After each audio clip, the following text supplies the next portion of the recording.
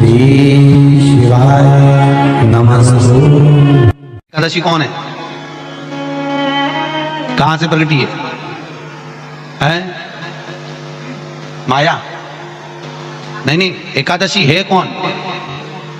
क्यों इसकी इतनी प्रधानता है? क्यों इसकी पुण्यता है? एकांत में रखा हुआ शिवलिंग, एकांत में रखे हुए शिव जी की पूजन तीन चीजें देती है। पहला, हमारी उम्र बढ़ाती है। दूसरा, बड़ी बीमारी शरीर में एकांत का शिवलिंग कभी नहीं आने देता। और तीसरा, हमारे जीवन में कभी वैभव की, सत्ता की और लक्ष्मी की कमी नहीं आने देता। ये एकांतेश्वर। ऐसा क्या है एकादशी में जो उसकी पुण्यता मानी जाए? कौन है ये? जो भगवान नारायण तक एकादशी का व्रत करते हैं। सुभद्रा जी को भगवान जगन्नाथ ने, जगदीश ने एकादशी का व्रत कराया था। बद्रीनारायण भगवान को माता लक्ष्मी ने एकादशी का व्रत कराया था। क्यों? चंद्रायण एकादशी व्रत की माता। एकादशी है कौन? तो कहा जिसको व्रत करने पर भगवान नारायण भी जिसका व्रत करते हो, भगवान माता लक्ष्मी जिसका व्रत करती हो, वो एकादशी है कौन? तो शास्त्र वर्णन करता है महाराज। स्कंद पुराण का सुंदर चातुर्मास्य खंड के अंतर्गत वर्णन आया है महाराज। एक बार भगवान विष्णु आनंद में विराजमान थे। पद्मावती और माता लक्ष्मी दोनों उनके पास में विराजी हुई थी। दोनों बैठी,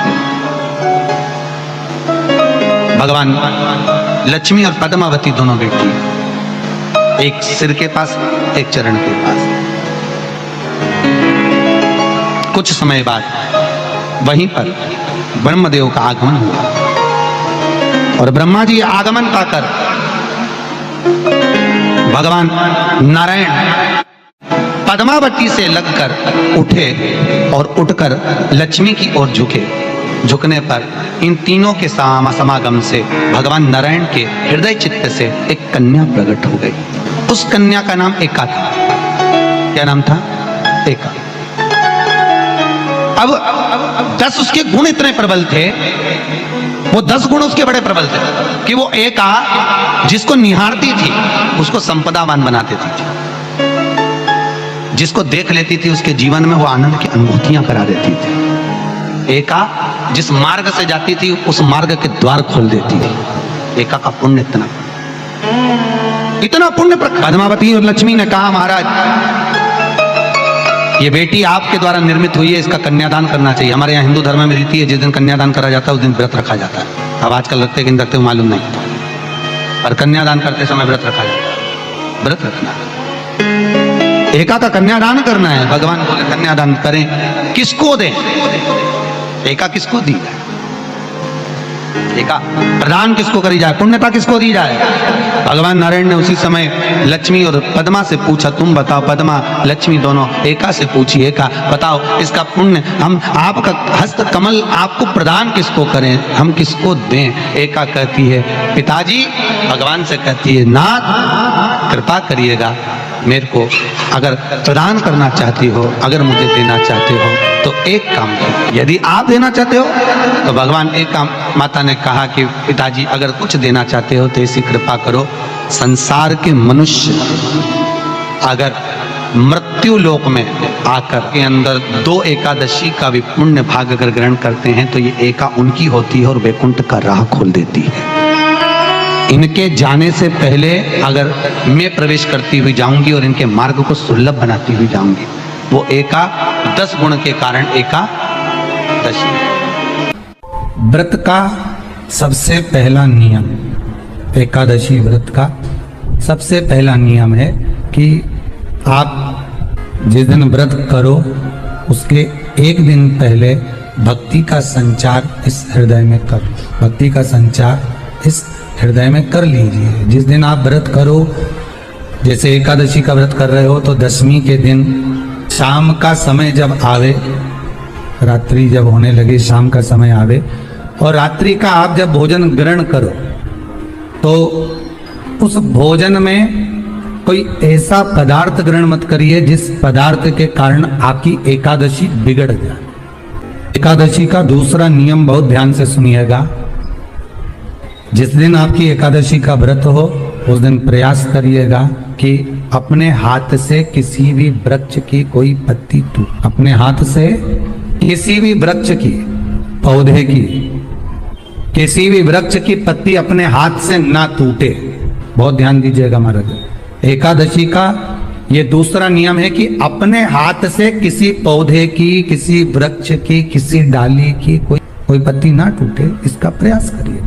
यहाँ पर तीसरे नंबर का जो, चौथे नंबर का जो उपाय बताया है, उपवास करने का जो नियम बताया, उसमें वर्णन किया एकादशी के दिन अगर आपका व्रत है तो आप भूलवश भी डब्बे में रखी हुई रोटी गाय को ना देते हुए कुछ थोड़ा सा फलहार, कोई केला, कोई सेब, जो आप खाते हो, अंगूर, पपीता, जो आप ग्रहण कर रहे हो, उसका थोड़ा सा भाग आप गाय को प्रदान करो। आप गाय को दीजिए, रोटी ही दिए, डब्बे में से निकाल के ले गई, गाय आई है रोटी देना, देओ मना नहीं। बाकी के दिन आप आपके बेटे से कह दो रोटी दिया बेटा जा, पर आप अपने हाथों से, आपका व्रत है तो आप फलहार आप कर रहे हो तो फलहार का ही दान गौ माता को दीजिए।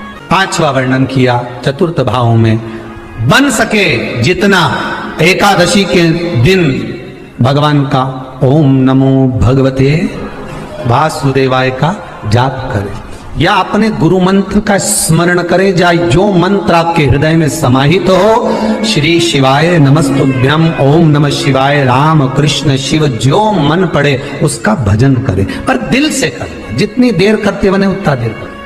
माला पकड़ने की भी जरूरत नहीं कि माला पकड़ के बैठो, तो घटकी जिब्या से जप लो नहीं जी वही उतना में पूरा हो जाए, वही बहुत। महाराज पांचवा नियम कहा, जिस दिन आपका व्रत रहे किसी निंदक से बात ना करें। निंदक जानते हो, भाई दूज के दिन, दिवाली की जो भाई दूज होती है ना, होली दिवाली की जो दूज होती है, उनमें ऐसा गोबर का भाई दूज बनाते हैं और पास में एक चुगलखोर भी बना है, और चुगलखोर के ऊपर ऐसा भाटा धर रहे हैं, एक पत्थर। अब तुम्हारे उधर रखे कि नहीं रखे हमें नहीं मालूम रहे हो, जितने आस्था पे सुन रहे हो, पर हमारे इधर तो ऐसा रहता है, गोबर का भाई बहन बनाए और उसकी पूजन करे, उसके पास में गोबर का चुगल चोर भी बनाया, उसके ऊपर बांटा। कथा वर्णन कर रही है, निंदक से बात ना करें। मान लो किसी ने आकर आपको निंदा कर भी दी तो तुरंत सूर्य नारायण भगवान का दर्शन करें और 3 बार उनका दर्शन कर कर नेत्र बंद करें, तब जाकर वो निंदा जो अंदर गई है, अंदर पवित्रता प्रदान करेगी, तब जाकर एकादशी का व्रत लगेगा। पहले तो प्रयास करो, अगर जो निंदा करने आता है ना तो उसको उस दिन एकादशी वाले दिन दरवाजे पे लिख दो कि चुगल चोर। फिर कहा जीव की हत्या ना करे, अगला नियम है, अपने द्वारा जीव की हत्या ना हो, प्रयास करना, किसी को कष्ट ना हो। 18 नियम में से एक नियम और, प्रयास करिएगा एकादशी जब भी करें तो द्वादशी से जुड़ी हुई करें, 10वीं से जुड़ी हुई एकादशी कम करें। जो वैष्णवों की एकादशी कौन सी होती है? जो एकादशी द्वादशी से जुड़ी हो, 10वीं से नहीं। 10वीं से जुड़ी हुई एकादशी व्रत कहलाती है और द्वादशी से जुड़ी हुई एकादशी पुण्य फल प्रदान कर कर वैष्णवों को भगवान के चरण में छोड़ आती है। इसलिए एकादशी द्वादशी से जुड़ी हुई होना चाहिए, वैष्णव एकादशी। फिर अगला वर्णन किया गया, महाराज शास्त्र कहता है, अगला वर्णन जो किया गया उसमें बताया, प्रयास करें जिस दिन एकादशी हो उस दिन घर में बुआरी झाड़ू आदि जो लगती है वो दूसरा लगा लें। क्यों?